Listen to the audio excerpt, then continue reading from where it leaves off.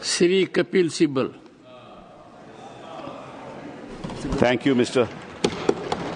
you, Chairman, sir. I rise to oppose the bill and thank you for this opportunity to participate in this debate. मैं थोड़े संक्षेप में कुछ मुद्दे उठाना चाहता हूं, कोई विवादित बात नहीं करूंगा।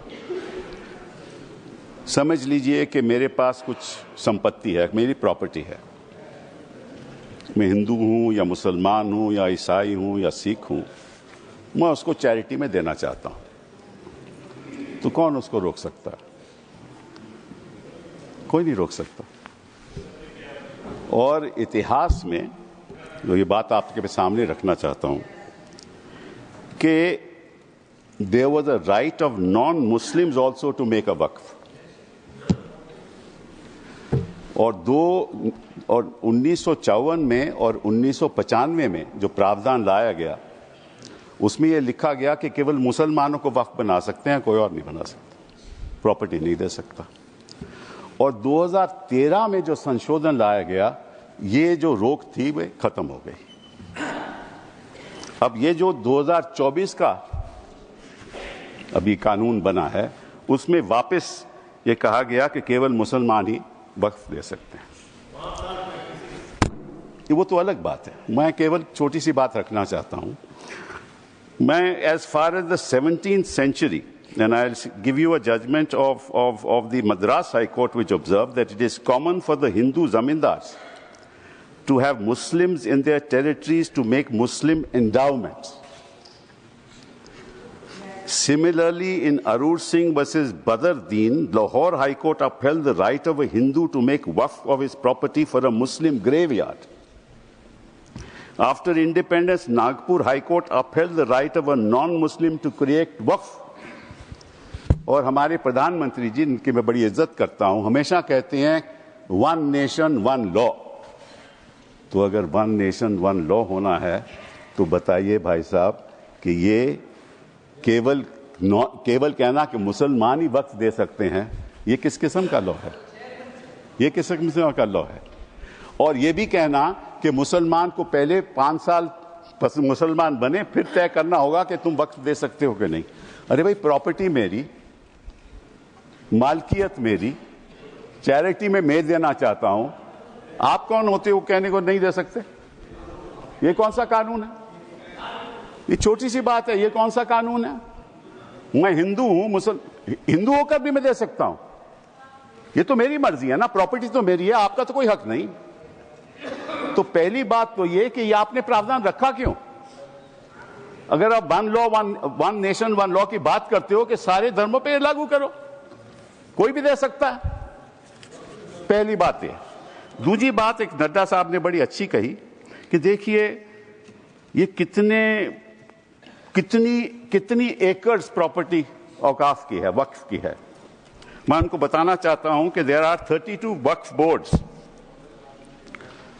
in this country in different states merely supervise administration of waqf properties in their respective states. But please note kar lijiye Nada ji, total area of Hindu religious institutions in Tamil Nadu, Andhra Pradesh and Telangana respectively is 4,47,000 in Tamil Nadu, 4,65,000 in Andhra, 87,000 in Telangana, 723 acres with Tirumala Tirupati Devasthanam, and thus it comes to 10 lakh acres only in 4 states.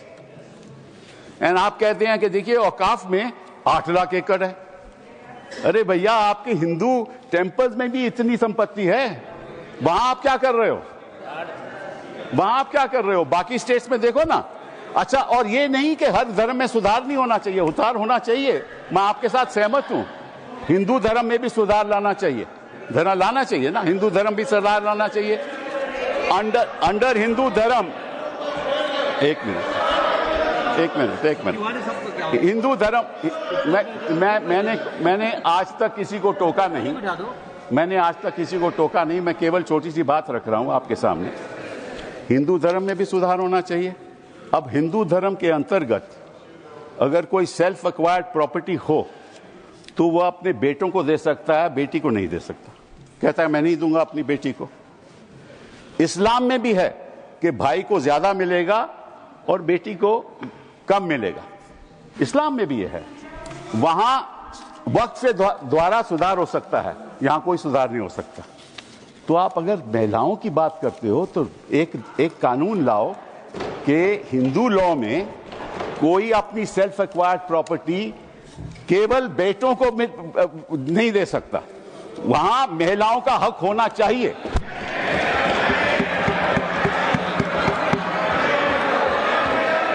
और आप हमें ये आश्वासन दो,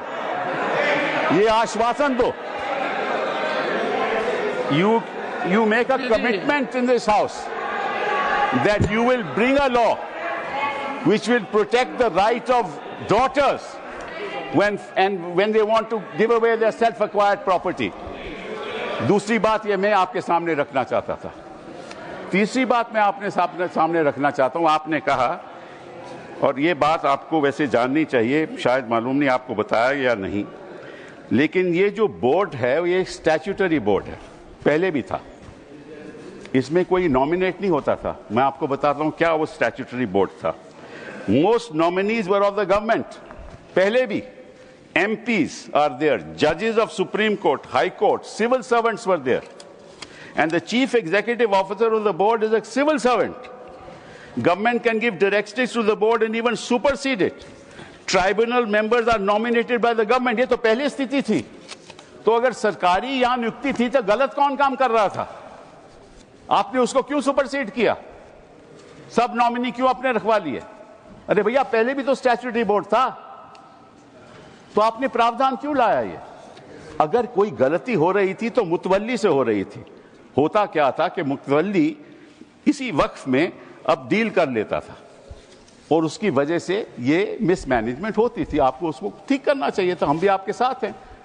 पहली बार मुझे याद है, आई थिंक इट वाज 1954, कि तमिलनाडु के ब्राह्मण ने एक कहा कि हमारे यहाँ मंदिरों में बड़ी गड़बड़ हो रही है, और उसकी वजह से 1954 एक्ट बना।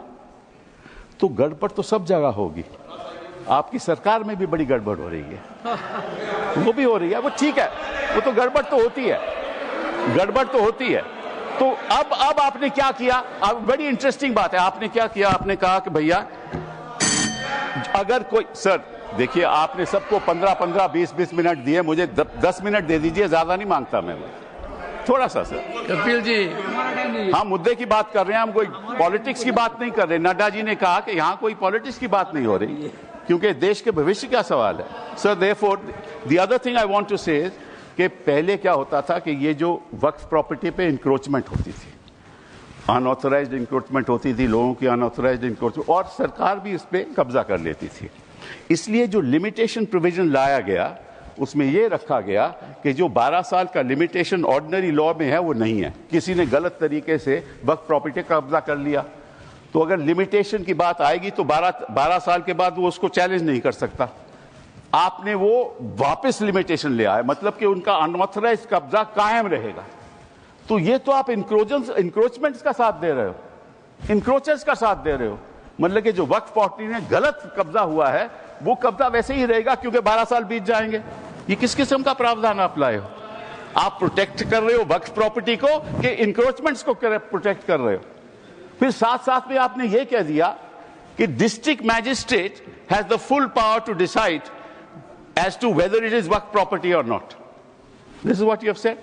Now what inquiry will the district magistrate have in that case? He will decide on his own and his decision is final. You were talking about Article 21 of the Constitution and said कि ये जो वक्फ जो council है इनका decision कैसे final हो सकता है, वक्फ बोर्ड का डिसीजन कैसे फाइनल हो सकता है, ये तो चैलेंज ही नहीं हो सकता in a civil court. Which decision of the district magistrate will you challenge in a civil court? You have said in this law that the decision of the district magistrate is final. And when he decides that this property is not waqf property, that cannot be challenged till he gives a final decision. So you can't deal with that property. You give finality to it. और वो जो आपने रखी है बात कि ये जो इंडाउमेंट्स हैं, ये जो वक्फ है, इसकी जो ट्राइब्यूनल की डिसीजन है ये फाइनल रहता है, ये आपने कहा ना।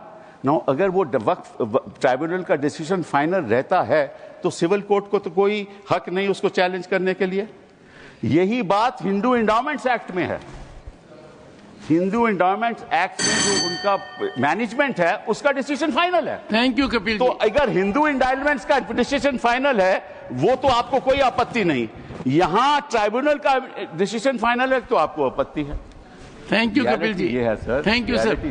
Sir last one Shri 1 second sir, last 10 minutes sir, last sir, okay last sir, the only.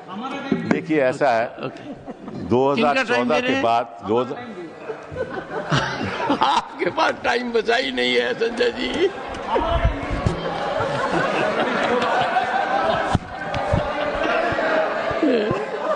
Kapil ji. Sir, just give me a minute. Honorable members. Sir, just one second. Kapil ji. One second, sir. 1 second. What is the fact of the matter is the problem. 1 second, Kapil ji. The Honorable Parliamentary Affairs Minister. Sure. मैंने honourable chairman साहब, पिछली बार भी कपिल सिब्बल जी जब यहाँ बोले थे तो मैंने कहा था कि सीनियर एमपीज बैठ के हमारे साथ में डिबेट डिस्कशन में हिस्सा लेगा तो हम लोग अच्छा लगता है। लेकिन प्रॉब्लम क्या है कि वो कई बातें बोल करके सीधा चले जाते हैं, क्लैरिफिकेशन नहीं सुनते हैं। उनके बोलने से पहले 1-2 लोग बोलते हैं तो वो जरूर सुनते हैं, मगर उसके बाद वो कुछ ऐसा सवाल रख करके चले जाते हैं, फिर वो सुनने के लिए बैठते नहीं। तो रात को जब मैं जवाब दूंगा तो वो तो रहेंगे नहीं। तो इसका ऐसे परिस्थिति में मुझे क्या करना चाहिए सर, आप बताइए, क्योंकि ये तो बड़ा समस्या हो गया सर। कपिल जी एक मिनट, 1 सेकेंड सर, जैसे कि उन्होंने बड़ा, क्योंकि उससे सीनियर होने के नाते उसका सूझबूझ समझ, उसका इंटेलेक्ट को तो मैं चैलेंज नहीं कर सकता हूँ, लेकिन जैसे कन्फ्यूजन बात करके चला गया। उन्होंने 4 स्टेट का रिलीजियस जो लैंड है उसको वक्फ का साथ में कंपेयर करके कंफ्यूजन करके चला गया। वक्फ प्रॉपर्टी रिलीजियस प्रॉपर्टी नहीं होता है, वक्फ प्रॉपर्टी अलग है, वो सिविल है। यहाँ उन्होंने एग्जाम्पल गलत देख के चला गया। फिर बोलता है कि मेरा जमीन मेरा प्रॉपर्टी है, आप कौन होता है कानून बनाने वाला। मैं इसलिए बोल रहा हूँ कि वो चले जाएंगे। वो सर नहीं, डॉक्टर अभिषेक सिंह भी चले गए हैं। अभिषेक जी तो चले गए, अब मैं क्या करूं, रोक नहीं सकते सर। वापस आएंगे क्योंकि विप है, because of whip he will come वापस सर। तो जैसे कि सर मैं इसलिए बोल रहा हूं चेयरमैन सर, जैसे कि उन्होंने कहा कि जमीन मेरा है, तुम कौन होता है कानून बनाने वाला। तो जब कोई ट्रस्ट बनाता है तो ट्रस्ट को कौन चलाते हैं, उसका निगरानी कौन करता है, चैरिटी कमिश्नर। तो आप बोलेंगे कि मैं हिंदू हूं, मैं हिंदू एक ट्रस्टी हूं, तो चैरिटी कमिश्नर में तुम मुस्लिम नहीं आ सकते हो, क्रिश्चियन नहीं आ सकते। ऐसे हो सकता है कि इस देश में देश कानून से चलता है। आप बोलते हैं मेरा मर्जी होगा, इसका मतलब क्या एक मिनिस्ट्री मुसलमानों के लिए अलग मिनिस्ट्री बनाना है और हिंदुओं के लिए अलग मिनिस्ट्री डिपार्टमेंट खोलना है। आप कैसे बात करके जा रहे हैं इतने सीनियर होते हुए। आप इस तरह का देश में एक कानून सबके लिए चलेगा तो ये देश के लिए अच्छा होता है। मैं डिटेल में जवाब दे सकता हूं, मगर ये मेरा रिप्लाई का टाइम नहीं है। लेकिन आप चले जाएंगे, इसलिए मैंने कहा कि इस तरह का आप बात रख करके चले जाएंगे, बाद में आप रिप्लाई नहीं सुनेंगे, फिर अधूरा हो जाएगा। इसलिए मैं ये कह रहा हूँ। ऑनरेबल फाइनेंस मिनिस्टर पड़ेगा सर, मुझे I will come to you. मैं भी बीच में एक बार बोलूंगा। I will come to you honourable finance minister. Sir, I'm very sympathetic to Minority Affairs Minister, sir. Every time when finance-related matters also, I face this situation when I stand up to answer earnestly with all the questions being posed to me, concerned members are never there. So at least he had the courage to stand up and seek your permission to say. But there were 1 or 2 points on which I want to just give as much of clarification. As much as Minority Affairs Minister says, we are talking to a senior, very senior legal luminary, so I'll humbly submit my facts if I heard him right, honorable member. In Tamil Nadu or in Andhra, and he also took the name of the Tirumala Tirupati Devasthanam. In all this, the HR&C is with the government. Government appointed people monitor it, they execute it, they run it. Second, Tirumala Tirupati Devasthanam, the executive officer, is appointed by the government of Andhra Pradesh. The endowment board has people who are appointed by the government of Andhra Pradesh, and the entire system is completely under the government of Andhra Pradesh, sir. So it is not as if, Hindus are not being touched at all, only Muslims are. No. There is a huge, in fact, it has led to a lot of feeling that Hindu pilgrims have started feeling that only our temples are being completely controlled by government and government-appointed men. And it is leading to a lot of confusion among the Hindu pilgrims also. It's a matter of concern for all religion. So it is I'm responding to the honorable member who spoke. Anybody who has a comment to make on what I've said are welcome to seek the time from the chair rather than shout me down. And therefore, when I put the facts before, because he did refer to the southern states, the Hindu temples, and also took the name of TTD, the fact is this, sir. Kapilji. Now, Kapilji. The finance minister, what I said was that, yes, you're right, the temples are being managed by the government. So is the Waqf. That is precisely what I said. The statutory appointees are all by government. That is exactly the point I was making. That is exactly the point that I was making. That if the statutory appointees were all of the government, why did you want to bring this amendment in 2024? That's the point. And to you, sir, your answer to you, you said that there are trusts. Yes, there are trusts. But under the Code of Civil Procedure, when there is a trust, the property belongs to the trust. But there's a difference between Awqaf and trust. Awqaf, the land once donated, belongs to God.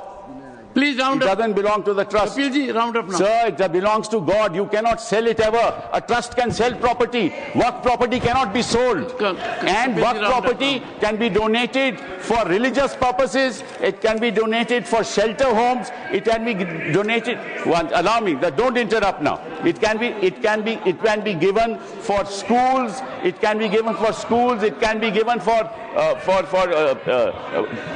graveyards. It can be given for the benefit of women, and once given, it can't be taken back, unlike trusts. Thank you. So therefore, there's a difference. Thank you, Kevin. No, sir, one last thing. Only one. Okay. Because, sir, they are and I'll come to vote against you, not to worry. And I listen to you. Now, one last thing, sir. They say we have abolished Waqfs by user. That's what they have said. Now, so there's a Supreme Court judgment that they rely upon. That is the Babri Masjid judgment. Please note, the Honourable Minority Affairs Minister should note, paragraph 1134 of the Babri Masjid judgment, which says Waqf by user is an accepted mode of creating a Waqf.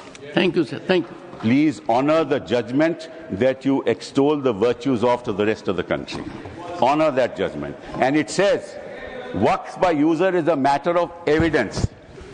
And in fact, Waqf by user is established pursuant to the board, that is the board, statutory board, sending out special people who are assessors as to whether, in fact, this is an actual Waqf or not. Thank you, Kapilji. And these are specialists. Thank you. He must know. He's the minister. He must know the facts before he makes a statement. Thank you. These are specialists. You have abolished the specialists. Now the district management will decide, and what will happen? Kapilji, you have said, you made your point. No, but this is not fair, sir. This is not fair. Thank you. They interrupted without knowing what an actual Waqf is. Kapilji, they have no knowledge of what a Waqf is. He is comparing it with a trust. Waqf is not a trust at all. Sir, just 1 second. Last. No. 1 minute. Kapilji. Only 1 minute, sir. Only, not more than 1 minute. No, Kapilji. Sir, 1 minute. Kapilji. 1 minute. 1 minute. Kapilji, you have diverted yourself. No, you diverted. Mike.